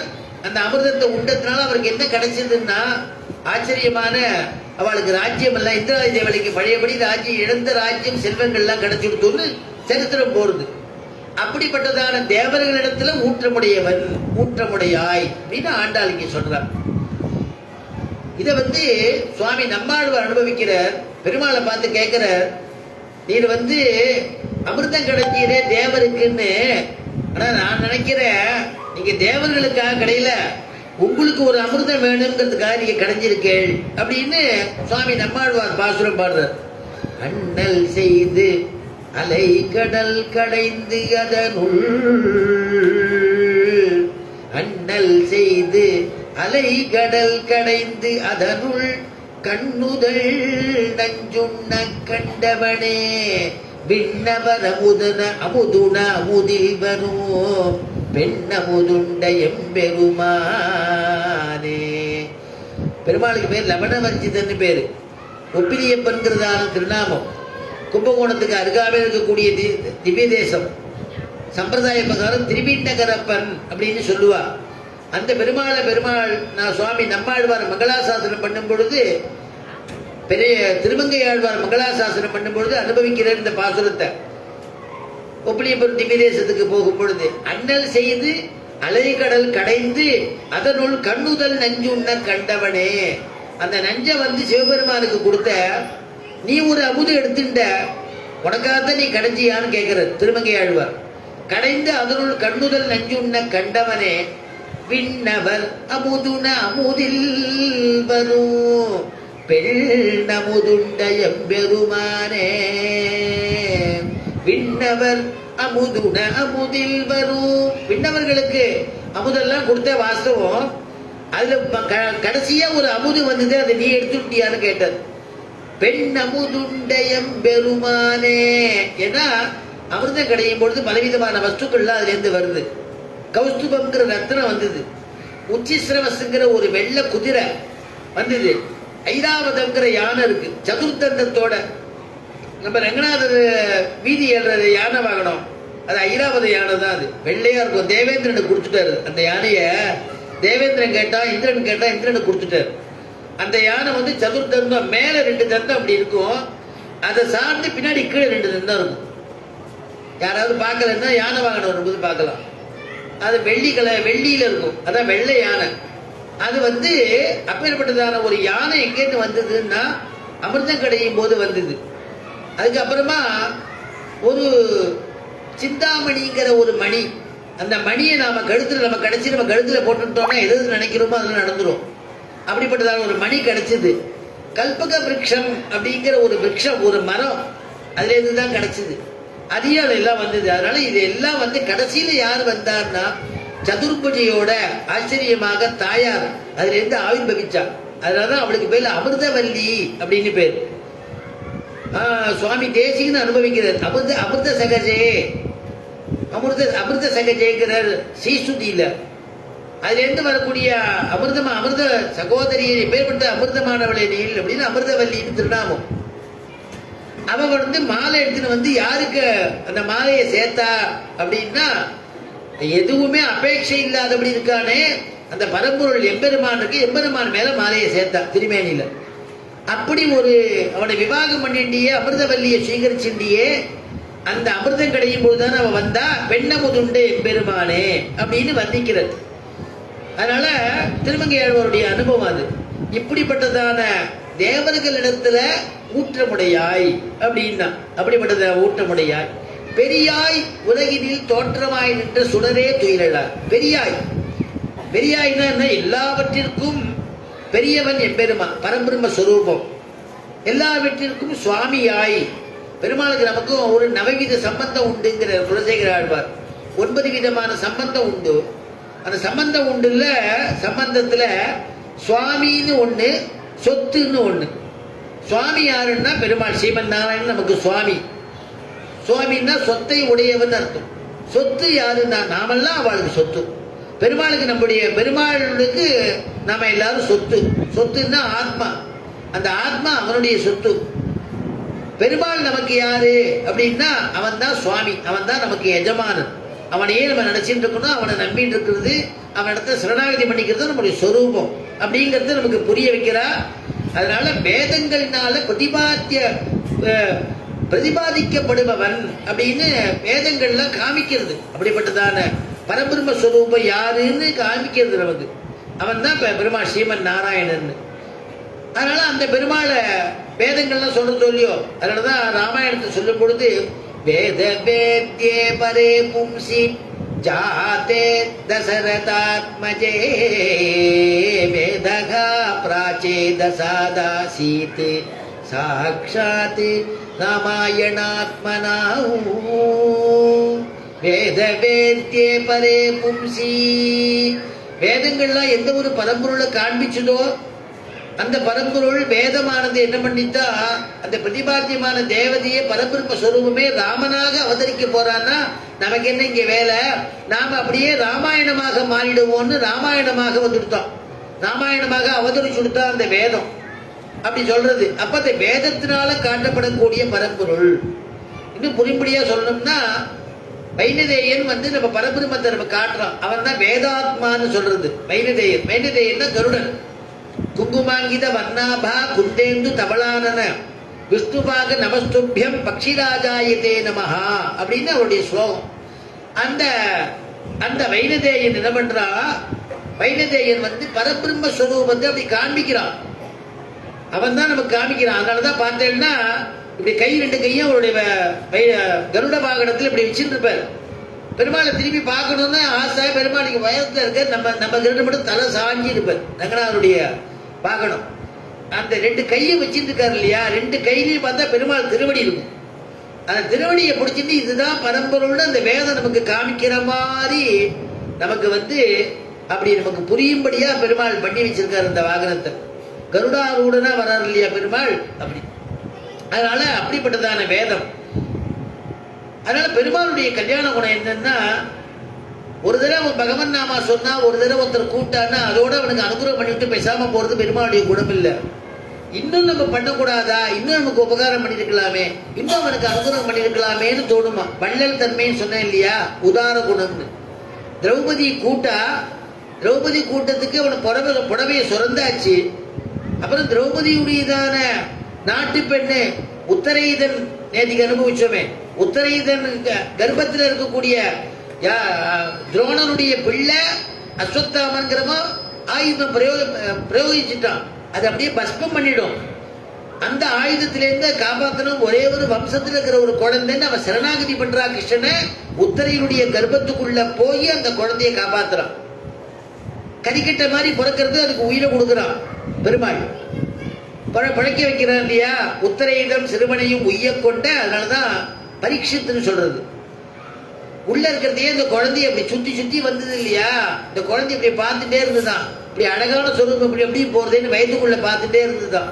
வெளியில வந்த உடனே அந்த உள்ள பார்த்தவன் யாரு, உள்ள பார்த்தவன் யாரு, உள்ள பார்த்தவன் தெரியலையே தேடித்தான். பரீட்சை பண்ணத்தினாலே பரீட்சித்துன்னு பேரு அப்படின்னு சொல்றது உண்டு. அதனால அப்படி உத்தரையுக்கும் அனுகிரகம் பண்ணின பிறகு தன்னடி சோதிக்கு கிருஷ்ண பரமாத்மா எழுந்தருளும் பொழுது, இன்னும் நான் கடன்பட்டவனாக இருக்கேன்பா உத்தவா, நான் இன்னும் கடன்பட்டிருக்கேன். யாருக்கு கடன்பட்டிருக்கேன்னு கேட்கிறான் உத்தவர். இல்ல திரௌபதி கூட்டாளே அவர் நாமாவுக்கு இன்னும் நான் நிறைய கொடுக்க வேண்டியது நிறைய இருக்கு, இன்னும் நான் அவளுக்கு போதுங்கிற அளவுக்கு கொடுக்கல, அவ்வளவு நாமா சொல்லியிருக்காவா அப்படிங்கிறான். ஆபத்து சமயத்தில் என்ன கூட்டாளே, ஆபத்து சமயத்தில் பகவன் நாமா வராதே. பொதுவா நமக்குன்னு ஒருத்தன் இருக்கான கூட்டாளே, அவளுக்கு இன்னும் அனுகிரகம் பண்ண போறலன்னு நினைக்கக்கூடிய ஒரு வள்ளல் தன்மை, உதார குணம், அப்பேற்பட்டதான ஊற்றமுடையாய் அப்படின்லாம் அனுபவிச்சா இல்லையா? உலகினில் தோற்றமாய் நின்ற சுடரே துயிலழாய்.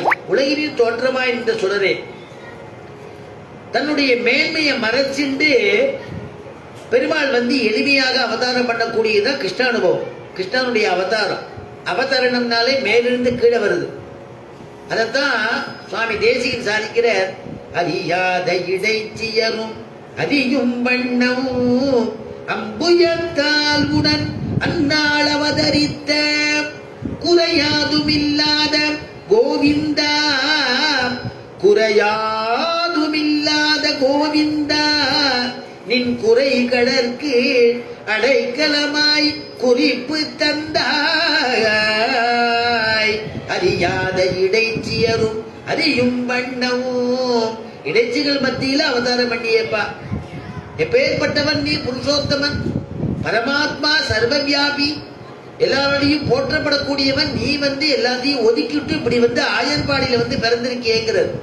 அறியும் வண்ணம் நீ மட்டும் இல்ல, அம்புயத்தால் உடன் அந்நாள் அவதரித்த, தாயார வந்துட்டால இங்க அவதரித்த குறையாதுமில்லாத கோவிந்தா, குறையே இல்லாதவனே, குறையாதுமில்லாத கோவிந்தா, நின் குறைகளுக்கு அடைக்கலமாய் உன்னை சரணாகதி பண்ணிக்கிறப்பா. அப்பேற்பட்டதான கிருஷ்ண பரமாத்மாவை அப்படின்னு பண்றாரு இல்லையா? ஆச்சரியமா பாசுரம். அப்படிப்பட்டதான ஒரு பெருமாளுடைய கிருபை, ஒரு எளிமை தன்மை, எளிமையை காமிக்கிறது. அது மட்டும் இல்லாம வியாக்கியானத்தில் எழுதினா சேஷசேஷி பாவம் மாறி கிடக்கிறது அப்படின்னு எழுதினா. சேஷன்னா யாரு, சேஷின்னா யாரு? சேஷி அப்படின்னா பெருமாள், சர்வோத்தமனான எம்பெருமாள். சேஷன்னா அவனுக்கு கைங்கரியம் பண்றவன், ஆதிசேஷன். முதல்ல சேஷன் ஆகும், முதலேருந்து அவன் தான் கைங்கரியம் பண்ணிட்டு இருக்கானா, ஆதிசேஷன். சென்றால் குடையாம் இருந்தால் சிங்காசனமா, நின்றால் மரவடியாம் நீள்கடலுள் என்னும் புனையாம் மணி விளக்காம் பூம்பட்டாம் புல்குவனையாம். பெருமாள் கிளம்பிட்டாருன்னா கொடையா இருப்பாராம். வசுதேவர் குழந்தைய தூக்கிட்டு போறாரு இல்லையா? பெருமாள் நியமனம் ஆயிடுத்து. தரிகிமாம் கோகுலம் நய, என்னை கொண்டு போய் கோகுலத்தை விடு பெருமாள் ஆக்ஞாபிச்சுட்டார். உடனே வசுதேவர் அந்த குழந்தைய கையில எடுத்துட்டார். கிருஷ்ணனை கை விலங்கு தானா விடுறது, கால் விலங்கு தானா விடுறது, வாசக்கதவு கேட்டு தானா திறக்கிறது. கிளம்பிட்டார் இல்லையா? யமுனா நதி எப்படி போறோம்னு நினைக்கல. யமுனா நதி கிட்டக்க போறாரு, தானே அந்த ஒருத்தர் போற அளவுக்கு கணுக்கால் அளவுக்கு ஜலம் குறையிறது, வழிவிடுறது. கிளம்பி போயிட்டார், யமுனையை தாண்டி போயிட்டார் இல்லையா?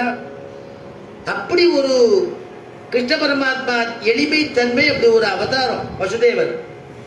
வசுதேவருக்கு குழந்தையா அப்படி இந்த யமுனையை கடக்கும் பொழுது ஆதிசேஷன் அவ கொடையா பிடிச்சிட்டே வந்துதான். அப்ப என்னன்னா, சென்றால் கொடையா, இருந்தால் சிங்காசனமா. பெருமாள் அமரணும்னா சிங்காசனமா இருக்கும். இருந்த அந்த ஆதிசேஷன் இருந்தால் சிங்காசனமா. பெருமாள் நின்னுட்டாருன்னா மரவடி பாதுகையா இருக்கக்கூடியமா ஆதிசேஷன். அதனாலதான் சுவாமி தேசிகன் திருவேந்திபுரம்ங்கிற திவ்ய தேசத்துல ஹேமாம்புஜவல்லின்னு தாயார் திருநாமம். தேவநாத பெருமாளும் அந்த பெருமாளுக்கு தேவநாதன் பேரு. அந்த பெருமாளை மங்களாசாசனம் பண்ணும் பொழுது ரெண்டு விரோத சுவாவம் உள்ளது ஒன்னா இங்க கைங்கரியம் பண்றதே அப்படின்னு அனுபவிக்கிறார். ரெண்டு விரோத சுவாவம் உடையது என்ன அப்படின்னா, ஆதிசேஷன் ஒண்ணு, என்ன கருடன் ஒண்ணு. கருடனுக்கும் பாம்புக்கும் ஆகவே ஆகாது, சுவாவ விரோதி. ஆனா அந்த ரெண்டும் சேர்ந்து அங்க கைங்கரியம் பண்றதுதான்.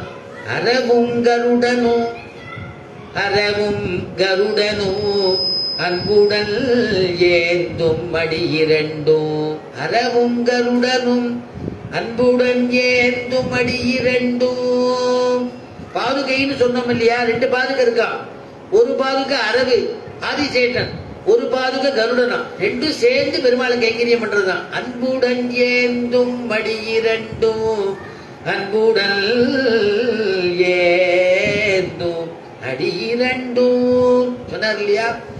அதனால அப்படிப்பட்டதான நின்றால் மறுபடியாம் என்னும் புனையாம் ஆதிசேஷனா இருப்பார். மணி விளக்கா பெருமாள் ஏகாந்தமா பெருமாளை பிராண்டி இருக்கும் போது மணி விளக்காயிடுவாராம். பெருமாளுக்கு வெளிச்சத்தை கொடுக்கக்கூடிய விளக்காயிடுவாராம். பூம்பட்டாம் படுக்கும் பொழுது ஆதிசேஷனா படுத்துடுவார், தன் மடியில படுக்க வச்சுட்டுவார் பெருமாளை. பூம்பட்டாம் புல்கும் அணையாம் திருமாலுக்கு அரவு. அப்படி சர்வதேச சர்வகாலத்திலையும் கைங்கரியம் பண்றதுனால ஆதிசேஷன் அப்படின்னு பேரு. அதுக்கப்புறம் நம்ம கைங்கரியம் பண்றோம்னா சேஷன் பேரு. ஜீவாத்மாக்கள்லாம் பெருமாளுக்கு கைங்கரியம் பண்ணா சேஷபூதர்கள் அப்படின்னு சொல்றது. பகவானுக்கு என்ன திருநாமம்னா சேஷின்னு பேர். நம்ம கைங்கரியத்தை பெற்றுக்கொள்கிறவர், அதனால சேஷின்னு பேர். இங்க என்ன எழுதுறார் வியாக்கியானத்துல, சேஷி பாவம் மாறி கிடக்கிறது. என்ன மாறி கிடக்குன்னா, சேஷபூதனா இருக்கக்கூடிய அர்ஜுனனை பெருமாள் தேருக்கு மேல உள்ள உட்காந்து வச்சுட்டார். சேஷியா இருக்க வேண்டிய பெருமாள் வெளியில உட்கார்ந்து இருக்கார், ரதத்தை ஓட்டிட்டு இருக்கார். உபயோகோ ரதம் மத்தியே, அவன் மேல இருந்து கட்டளை இடுறான் அர்ஜுனன். கிருஷ்ணா ரெண்டு ரதம் இருக்கு பாரு, அதுக்கு நடுவில் கொண்டு போய் இந்த ரதத்தை நிறுத்துங்கிறான். யுத்தத்துல சொன்னபடி எல்லாம் கேட்கிறான் கண்ணன். தேரோட்டியா இருக்கிறான். தேரோட்டிங்கிறது கௌரவ குறைச்சலான வேலை, அந்த கைங்கரியத்தை பண்றான். அதனால சேஷி பாவம் மாறி கிடக்கிறது. ஒரு சமயத்துல வியாசர் என்ன பண்ணினார், வியாசர் எழுந்தருளி இருக்கும் பொழுது அவள்கிட்ட சில சீடர்கள்லாம் மகாபாரதத்தை கதையை ஸ்லோக ரூபமா உபன்யாசங்கள்லாம் கேட்டா, காலக்ஷேபம் கேட்டா. காலக்ஷேபம் முடிஞ்ச பிறகு என்ன பண்ணினா, நாங்கள்லாம் இப்படி தென் தேசமா நாங்க போயிட்டு வரோம், பெருமாள்லாம் சேவிச்சுட்டு வரோம்னு போனாலும் தென் தேச யாத்திரை இந்த பக்கம் வரா. வியாசர் வடக்க இருக்கார், அங்கேருந்து இந்த பக்கம் வரார். இந்த பக்கம் வியாசர் வரல, அவன் சிஷ்யா மட்டும் வரா. வரும்பொழுது காஞ்சிபுரம் முதல்ல வந்திருக்கா. காஞ்சிபுரம் வரைச்சே அங்க இருக்கிற பெருமாளை திருப்பாடகம் அப்படிங்கிறதான திவ்ய தேசம். பெருமாளுக்கு பாண்டவ தூதர்னு பேரு. இந்த பெருமாள் ஆஜானுபாகுவா இருப்பார், கையில தீவெட்டி வச்சுட்டு அந்த தீபத்தால அர்ச்சகர் பாண்டவ தூதன் சேவிச்சுக்குங்கோ. பஞ்சபாண்டவாளுக்காக தூது போன எம்பெருமான் கிருஷ்ணன் ஆஜானுபாகுவா எழுந்தோடி இருக்கா. திருமுக மண்டலம், திருக்கை எல்லாம் அப்படி சேவை பண்ணி வைக்கிறாராம்.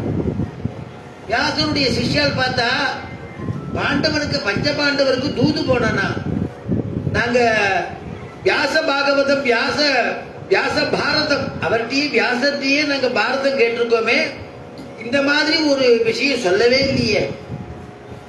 இவரா இப்ப கிருஷ்ண பரமாத்மாவை தூது போனார், என்ன இப்படி தப்பு தப்பா சொல்றா அப்படின்னு அவளுக்கு மனசுல இஷ்டம் இல்லையா. சரின்னு சேவிச்சுட்டு வெளியில வந்தா, நம்ம கிளம்பிடலாமா, திருப்பி வியாசர் சுவாமிகிட்டே போயிடலாமான்னு நினைச்சா, அவ அப்படியே இன்னொரு திவ்ய தேசத்துக்கு அழைச்சிட்டு போயிட்டா. ஆச்சரியமான திவ்ய தேசம். வேதத்தின் சுவை பயனை விழுமிய முனிவர் விழுங்கும். வேதத்தின் சுவை பயனை விழுமிய முனிவர் விழுங்கும். கோதில் கனியை நந்தனார் களிற்றை குவளையர் தோர் தொடுதேத்தும். ஆவியை அமுதை என்னையாளுடை அப்பனை ஒப்பவர் இல்லா மாதர்கள் வாழும் மாடமாமயிலை மாடமாமயிலை திருவல்லிக்கேணி கண்டேனே. திருவல்லிக்கேணின்னு பேரு இந்த பெருமாளுக்கு. திருவல்லிக்கேணி திவ்ய தேசத்துக்கு பேரு. இந்த பெருமாள் பார்த்தசாரதின்னு பேரு. பார்த்தனுக்கு தேரோட்டிய பெருமாள், அர்ஜுனனுக்கு தேரோட்டிய பெருமாள், சாரத்தியம் பண்ண பெருமாள், சேவிச்சுக்கும்போ அப்படின்னு சேவை பண்ணி வச்சாரா அர்ச்சகர். ரொம்ப கோபம் வந்துருத்தா சிச்சாளுக்கு. இனிமே இங்க சேவிக்கப்படாது, இதெல்லாம் பொய்யா சொல்றாளே அப்படின்னு நேர வியாசர் இடத்துல போனா, என்னப்பா அதுக்குள்ள திவ்யதேசம் சேவிச்சுட்டு வந்துட்டேலான்னு கேட்டாராம் வியாசர். சாட்டாகமா வியாசரை சேவிச்சாரா? இல்ல சுவாமி, எங்களுக்கு மனசு ஒப்பல, என்ன விஷயம் சொல்லுங்கோப்பா அப்படின்னாராம். இல்ல ஏதோ திருப்பாடகம்னு ஒரு திவ்யதேசம் சொல்றா, போய் சேர்த்தா பாண்டவ தூதன்கிறா. நாங்க தேவரியின் இடத்துல பிரத்யட்சமா காலக்ஷேபம் பண்ணவா இன்னொரு திவ்ய தேசத்துக்கு அழைச்சிட்டு போனா திருவல்லிக்கேணின்னு பேரா, பார்த்த சாரதி, பார்த்தனுக்கு சாரத்தியம் பண்ணவா, அர்ஜுனுக்கு சாரத்தியம் பண்ண பெருமாள் சேவிச்சுக்குங்கிறா. என்ன இவ்வளவு அக்கிரமா இருக்குது, நீங்களே அது மாதிரிலாம் எனக்கு சொல்லலையே காலக்ஷேபத்துல அப்படின்னு கேட்டாலாம். உடனே அவர் கண்ணீர் மல்கினாராம்.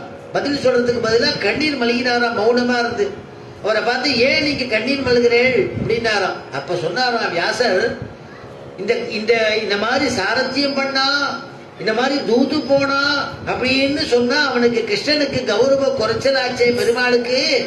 அதனால லோகமெல்லாம் இழப்பமா இருக்கக்கூடிய காரியத்தை இவன் பண்ணிட்டானேங்கிறதுக்காக உங்கள்கிட்ட நான் மறைச்சிட்டேன்ப்பா. ஆனா இந்த அர்ச்சாவதாரத்துல கூட அந்த காரியத்தை தான் செஞ்சேன்னு அதை நிரூபிக்கணுங்கிறதுக்காக அர்ச்சாரூபத்தில் நிற்கிறானே, அவனுடைய கல்யாண குணத்தை நான் என்னன்னு சொல்றது, அதுதான் உண்மை, போய் நன்னா சேவிச்சுட்டு வாங்கன்னு அனுப்பினாராம் இல்லையா? அதுதான் சுவாமி தேசிகன் அனுபவிக்கிறார். இப்படி எல்லாம் காரியம் பண்ணியே உனக்கு ஏதாவது நஷ்டம் ஏற்பட்டுதான்னா தேஜஸ் கூடித்துன்னு நேற்றுக்கு அனுபவிச்சோம் இல்லையா? செஞ்சொலன்பர் சிந்தை கொண்டு தீதில்லாத தூதனாய் தேரு மூர்த்து தேசுயர்ந்து செல்வ தெய்வ நாயகா. உன்னுடையதான அந்த மாதிரி நீ சேவிச்சதுனால என்ன ஆச்சு, கைங்கரியம் பண்ணதுனால உன் தேஜஸ் கூடித்துன்னு அப்படிலாம் அனுபவிக்கிறா இல்லையா? அதான் பெருமாள் காண்மீன்கர் உலகீர் என்று கண்முகப்பே நிமிர்ந்த ஒளிவு மறைவே கிடையாது பெருமாளுக்கு. அதனால எப்படி ஆற்றப்படைத்தால் மகனே அறிவுராய் ஊற்றப்படையாய் பெரியாய் உலகினில் தோற்றமாய் நின்ற சுடரே துயிலடாய். அப்பா கிருஷ்ணா எழுந்திருப்பா, உலகில் தோற்றமாய் நின்ற சுடரே துயிலடாய்னு பிரார்த்திச்சா. மாற்றார் உனக்கு வழிதொலைந்து உன் வாசற்கண்.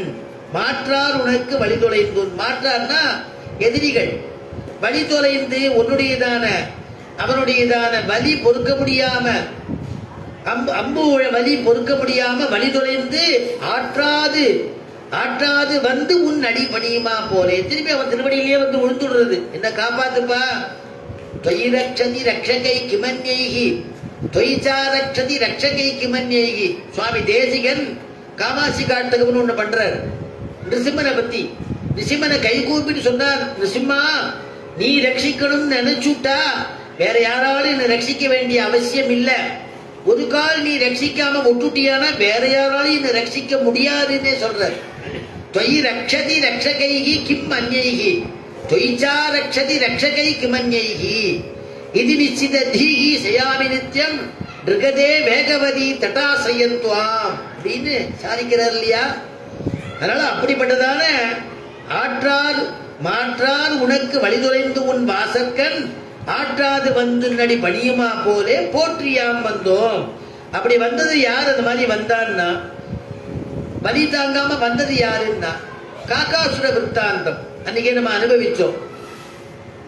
அன்னைக்கு அனுபவிச்ச விஷயத்தை தான் சொல்றாருங்க. அன்னைக்கு அனுபவிச்சது ராமாயணத்திலிருந்து அனுபவிச்சோம், இன்னைக்கு ஆழ்வார் பாசுரத்திலிருந்து அனுபவிப்போம். சித்திர கூட திருப்ப சிறு காக்கை முலை தீண்ட. சித்திர கூட திருப்ப சிறு காக்கை முலை தீண்ட. அத்திரமே கொண்டெறிய அனைத்துலகும் திரிந்தோடி. வித்தகனே ராமாவோ நின்ன பயமென்றழைப்ப. அத்திரமே அதன் கண்ணை அறுத்ததும் ஓர் அடையாளமோ. சித்திர கூட திருப்ப சிறு காக்கை முலை தீண்ட. சித்திரக்கூடத்தில் இருக்கும் பொழுது ஏற்பட்டதான சம்பவம். காக்காசுரம் வந்து தீண்டித்து எல்லாம் அன்னைக்கு நான் கதையெல்லாம் சொல்லிட்டேன். ஆழ்வார் பெரியாழ்வார் அனுபவிக்கிறார். சிறுகாக்கை முளை தீண்ட அத்திரமே கொண்டறிய பிரம்மாஸ்திரத்தை ஒரு தர்மத்தை எடுத்து, இத்தனைக்கும் ஆசன தர்மம் தான், அதை எடுத்து போட்டார் பெருமாள், பிரயோகிச்சார். பிரம்மாஸ்திரமா வரப்பட்டது. காகம் 3 லோகத்துக்கு போறது, யாரும் ரட்சிக்கல. அத்திரமே கொண்டறிய அனைத்துலகம் தெரிந்தோடி இத்தகனே ராமா ஓ அபயம் என்றழைப்ப. அபயம்னு வந்து விழுந்துதான். அத்திரமே அதன் கண்ணை அறுத்தது மோர் அடையாளம். தொட்டது வந்து விளையாடினது பிராட்டிட்ட இல்லையா, அபச்சாரப்பட்டது பிராட்டி இல்லையா, அதனால ஒரு கண்ணை வாங்கிட்டானோ. வாங்கிட்டு ஒரு கண்ணு தான் காக்காக்கு, அப்படி பண்ணிட்டானோ. அதைத்தான் சொல்லி சுவாமி தேசிகன் சரணாகதி பண்றார். பத்தி முதலாமவற்றில் பதியனக்கு கூடாமல் எத்திசையும் உடன்றோடி இழைத்து விழும் காகம் போல். பத்தி முதலாமவற்றில் பெருமாளை பார்த்து சொல்ற, எனக்கு கர்மயோகமோ ஞான யோகமோ பக்தி யோகமோ பண்றதுக்கு சக்தி இல்லை எனக்கு பிரபு. அதனால நான் பிரபத்தி மார்க்கமா உன் திருவடி மார்க்கத்தை சரணாகதி பண்ணிக்கிறேன், என்னை ரட்சிக்கணும்னு கேட்டார். எப்படி வந்து காகம் வந்து காகத்தை யாராலையும் ரட்சிக்க முடியலையோ அந்த மாதிரி வேற யாராலையும் என்னை ரட்சிக்க முடியாது, நீ தான் ரட்சிக்கணும். அது த்ரீலோகான் சம்பரிக்கிரமிய தமேவ சரணம் கதகான்னு எப்படி விழுந்ததோ அந்த மாதிரி நான் எங்கும் சுற்றி வேற வழி இல்லாதபடிக்கு நீ தான் எனக்கு அவையும் கொடுக்கணும்னு உன் திருவடி வாரத்துல வந்து சரணாகதி பண்ணிக்கிறேன். காஞ்சிபுரம் பெருமாள்கிட்ட பரதன் இடத்துல எத்திசையும் எத்திசையும் உடன்றோடி இழைத்து விடும் காகம் போல். எத்திசையும் உடன்றோடி இழைத்து விடும் காகம் போல். முத்தி தரும் நகரேடில் முக்கியமாம் கட்சி தன்னில். முத்தி தரும் நகரியேடில் முக்கியமாம் கட்சி தன்னில். அத்திகிரி அருளாளர்க்கு அடைக்கலம் நான் புகுந்தேனே. அத்திகிரி அருளாளர்க்கு அடைக்கலம் நான் புகுந்தேனே. அப்படி அத்திகிரி பரதன் இடத்துல சரணாகதி பண்ணிட்டார். அதனால இப்படி அதைத்தான் இங்க சொல்ற ஆண்டாள். மாற்றார் உனக்கு வழி தொலைந்து உன் வாசற்கண் ஆற்றாது வந்து உன்னடி பணியுமா போலே. அந்த மாதிரி உன்னுடைய அடியில வந்து பணிஞ்சா, உன் திருவடி வாரத்துல வந்து விழுந்தா, அந்த மாதிரி நாங்க என்னன்னா அவர்கள் உன்னுடைய அம்புக்கு தோற்று உன்னிடத்துல திருவடி வாரத்துல விழுந்தா, அம்புக்கு பயந்து பிரம்மாஸ்திரம் பட்டு வேற வழி இல்லாம அந்த காக்காசுரம் வந்து விழுந்தான். நாங்க வந்து உன்னுடைய அன்புக்கு தோற்று விழுகிறோம்னா, உன்னுடைய அன்புக்கு, உன்னுடைய கருணைக்கு, உன்னுடைய வள்ளல் தன்மைக்கு, உன்னுடைய உதார குணத்துக்கு எங்களை குற்றம் பார்க்காம இருக்கே, குற்றம் பாராமைன்னு ஒரு குணம் ஒரு இடத்துல இருக்கே, அந்த குணத்துக்கு அதுக்கெல்லாம் ஆட்பட்டு உன் திருவடி வாரத்துல வந்து விழுந்தோம். உன் அன்புக்கு தோற்றவர்கள் நாங்கள் அப்படின்னாலாம். அதனால போற்றியாம் வந்தோம் புகழ்ந்தேலோ. போற்றி வந்தோம் புகழ்ந்து, புகழ்ந்து வந்தோம் போற்றி பாட. எப்படி திருப்பினாலும் அது அப்படி மங்களமா அமையும். சங்கத்தமிழ் மாலையோ இல்லையோ. அதனால போற்றியாம் வந்தோம் புகழ்ந்தேலோ, புகழ்ந்தியாம் வந்தோம் போற்றேலோ. போற்றுவதற்காக நான் இங்க வந்தோம், புகழ்ந்து பாடுவதற்காக வந்தோம் அப்படின்னு சொல்லி தாயா பெருமாளும் பெருமாளுடையதான திவ்யமான கல்யாண குணங்கள்ல போற்றி பாடக்கூடியதான ஒரு பாசுரம், அற்புதமான பாசுரம் சொல்லி ஆண்டாள் இந்த பாசுரத்தை தலை கற்றா. நம்முடைய திருப்பாவ மகோத்சவம் அப்படிங்கிறது 13ஆம் தேதியோட முடிவடைகிறதாக இருந்தது. ஆண்டாளுடைய திவ்யமான அனுகிரகத்தினாலையும் ஆச்சாரியனுடைய கடாட்சம், ஆஞ்சநேயனுடையதான திவ்யமான அனுகிரகத்தினாலையும் மறுநாள் 14ஆம் தேதி பூர்த்தியாருது. அதனால சிற்றஞ்சிறு காலே வங்கக்கடல் கிடைந்த பாசுரத்தை 13ஆம் தேதி அனுபவிச்சுட்டு, சாத்துபுர பாசுரமா இருக்கிறதுனால அன்னைக்கு அனுபவிச்சுட்டு மறுநாள் வந்து சாயந்தரம் ஸ்ரீ ஆண்டாள் திருக்கல்யாணம் அப்படிங்கிறத நாம மங்களகரமா அனுபவிச்சு அதோட பூர்த்தி பண்ணலாம் அப்படின்னு பெருமாளுடைய திருவுள்ளம். அதனால அதுக்கும் எல்லாரும் 14ஆம் தேதி வரைக்கும் இருக்குங்கிறதுக்காக அலௌன்ஸ் பண்றோம். எல்லாரும் விட்டு கொடுக்காம வந்து ஆண்டாளுடையதான திவ்யமான அனுகிரகத்துக்கு பாத்திரமாகணும் அப்படிங்கிறத பிரார்த்தனை பண்ணி பூர்த்தி பண்ணிக்கிறோம். நன்மையும் செல்வமும் நாடும் நல்குமே திண்மையும் பாவமும் சிதைந்து தேயுமே, சென்மமும் மரணமும் இன்றி தீருமே, இம்மையே ராமா என்ற இரண்டு எழுத்தினாள். மங்களம் கோசலேந்திராய மகனீய குணாப்தயே சக்கரவர்த்தி தனூஜாய சார்வபௌமாய மங்களம் ஸ்ரீமத்யை விஷ்ணு சித்தாரிய மனோநந்தன கேதவே நந்தநந்தன சுந்தரியை கோதாயை நித்யமங்களம். யஸ்மாதேவ மயா சர்வம் சாஸ்திரமக்ராஹினான்யதः தஸ்மை வேங்கடநாதாய மம நாதாய மங்களம். ஸ்வஸ்தி பிரஜாப்ய பரிபாலயந்தாம் ஞாயேன மார்கேண மகீம் மகீஷாः கோப்ராஹ்மணேभ्यः சுபமஸ்து நித்யம்.